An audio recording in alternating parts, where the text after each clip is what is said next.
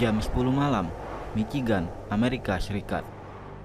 Sebuah keluarga kecil yang baru pindah dari Texas berisikan Christopher Niels, Haley Neal, dan anak mereka yang berusia 2 tahun. Mereka sedang bersantai dan menikmati acara televisi. Tiba-tiba, dikejutkan dengan suara gaduh dari luar rumah mereka. Istrinya lalu menelpon 911, sedangkan Christopher mencoba mencari tahu apa yang sedang terjadi. Dan kemudian, dia mendapati seseorang berdiri di depan pintu rumahnya. Chris segera menelpon 911 dan berikut ini rekamannya. 911, what is location of your emergency? Yeah, there's a man in my house right now. What is, hold on, stop for a second. What? There's a man in my house. I need you to give me your address first. 6300 Proctor Avenue. Is that a house or an apartment? House at the end of the street. Why are you in my house, bro? Tell me to talk to him. You don't get speakerphone. Why are you in my house, though? Sir, how many other people are in your house? It's me, my wife, and our daughter. How old is your daughter? She's 2. 2? Okay. Please shut up, don't say. Do you have any idea who he is? We do go. No. Here, go that way. Now go that way. No, he... Stay right there. Let him push you. Don't look. Let my wife go. Okay. I'm not gonna harm you guys. All right, I promise. Take my hand. 140 years old. You can go. I'm not gonna harm you. Where is William at right now? He's standing next to me in my hallway. Okay, are we still on speakerphone? We still are. He's right here. Okay. William! Yes, ma'am. William, okay. Can Christopher and his wife and daughter step outside? No. Yeah, I'm not. Ma'am? What? They're safe. They're safe? They're safe. They're gonna stand right here with me. What are you doing in their house? I told you there. Shots fired. Where were shots fired at? Going on, Old 37, or Old Kentucky, What's that? He's like coming into Bellevue. Stop right here with me, man. No, I ain't going You're anywhere. going there with me, man. Bro, Turn right now, please. William! Turn right now. William! Yes, ma'am. What do you know? What are you trying to have them do? He's coming in the room with me. That's it. Why is he going in the room with you? why are you locking that door? Don't lock that door, bro. You all right, man? I just gave you my word, man. You straight. I get what you're saying, but you got 2 guns, bro. You're You safe. got 2 guns? I'm trying to put it crazy, man. I'm not doing anything. William! Get in my house, man. I'm sorry, man. William, listen to me! Why are you here in the first place? William, can you listen to me? Yes, ma'am. I need you to put those guns down because I've got officers that want to help you. I have officers that want to help you and keep you safe. So I need you to put those guns down. Who are you, man? I'm 911.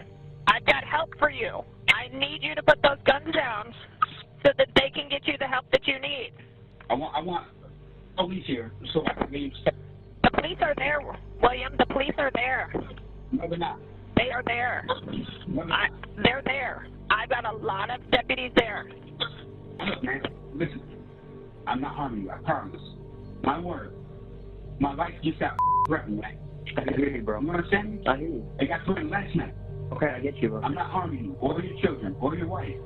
I'm going to transfer this line, so do not hang up on me, okay? I'm not going to. All right, just a minute for me. Hey, William.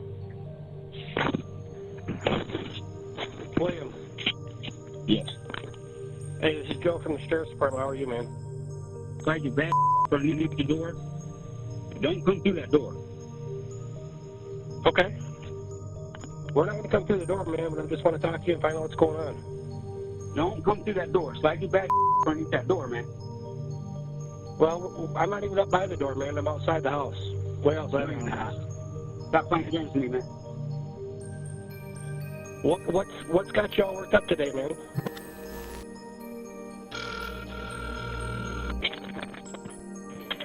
Okay, and what's going on right now? I don't know, I'm upstairs, all I can hear is them, like, slightly talking. Do you still have him on the phone? Yep, so we have, so I'm talking to you, and then my other call taker is talking to someone else as well.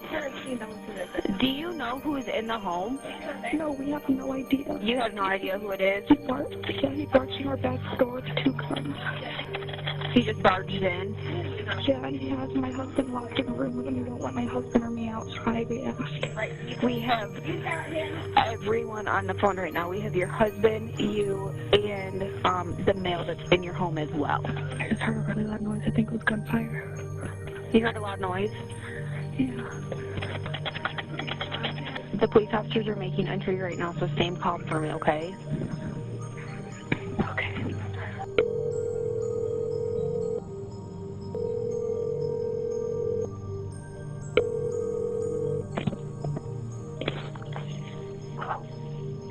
Hello? Hello? Is Christopher? No, Christopher's dead.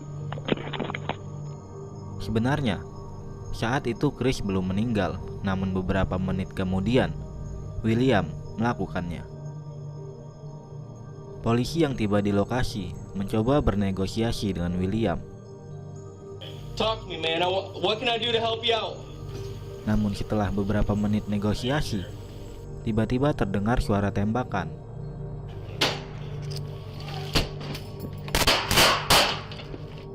Dan akhirnya 3 polisi tertembak, namun tak mendapati luka yang mengancam nyawa mereka.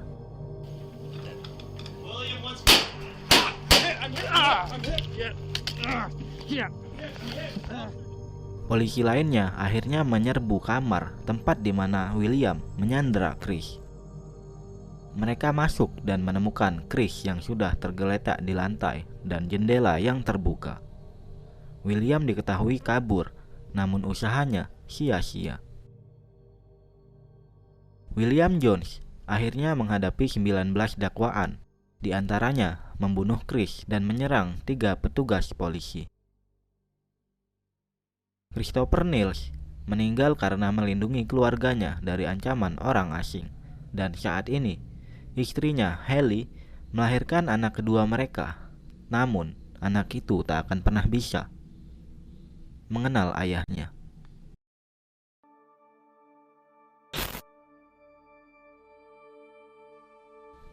Februari 2021 di New Mexico, Amerika Serikat. Saat itu, kepolisian federal menghubungi kepolisian New Mexico untuk merencanakan penangkapan bandar narkoba yang bernama Omar Chupa yang telah menguasai wilayah itu. Entah karena kesalahan atau apa, rencana itu menjadi berantakan dan berakibat fatal yang membunuh seorang polisi lalu lintas. Hari itu, petugas yang bernama Darian Jarrod, polisi bagian lalu lintas, tak pernah diberitahu akan ada rencana penyergapan. Akibatnya, dia tidak memakai perlengkapan keamanan yang memadai.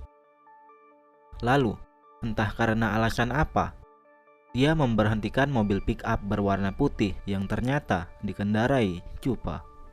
Karena kurangnya informasi, dia tak pernah tahu siapa itu Chupa. Awalnya, semua terlihat seperti biasa, di mana Darian berkomunikasi dengan Chupa. Yeah, I know you got temp tags. You got registration for the vehicle? Yes, sir.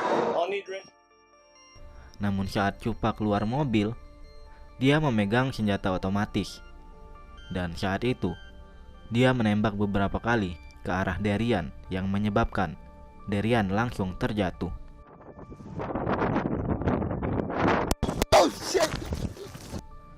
Setelah itu, Chupa menyingkirkan tubuh Darian dan pergi begitu saja. Beberapa menit kemudian, gerombolan polisi yang merencanakan penangkapan mengejarnya. Adegan itu terekam oleh kamera drone lalu lintas dan diakhiri dengan polisi yang menabrakkan mobilnya ke mobil Chupa. Disitulah akhirnya terjadi baku tembak yang memaksa polisi menembak mati Chupa. Walaupun begitu, rencana mereka tak berjalan dengan lancar. Itu mengakibatkan Darian yang tak tahu apa-apa tewas tertembak. Darian meninggalkan seorang istri dan 4 orang anak. Istrinya kemudian menuntut kepolisian setempat setelah kejadian itu. Malam itu, di Exeter, Inggris, seorang wanita bernama Lauren Chock, 32 tahun, pergi bersama teman-temannya ke sebuah bar untuk minum-minum. Setelah semuanya selesai, Loren akan langsung pulang sendirian. Namun, dia tidak pernah sampai ke rumah. Akhirnya, dia dilaporkan hilang oleh keluarganya. Polisi segera melakukan penyelidikan serta melacak keberadaan terakhir Loren melalui CCTV dan menemukan sesuatu yang mengerikan. Berikut ini rekaman CCTV-nya. Ternyata, saat dalam perjalanan pulang, Loren diikuti seorang pria yang akan menjadi pembunuhnya. Pria itu diam-diam mengikutinya, sampai di mana dia memberanikan diri untuk berkomunikasi dengan Loren. Mengajak Loren untuk ikut bersamanya ke apartemennya dan dijanjikan minuman keras dan narkoba di sana.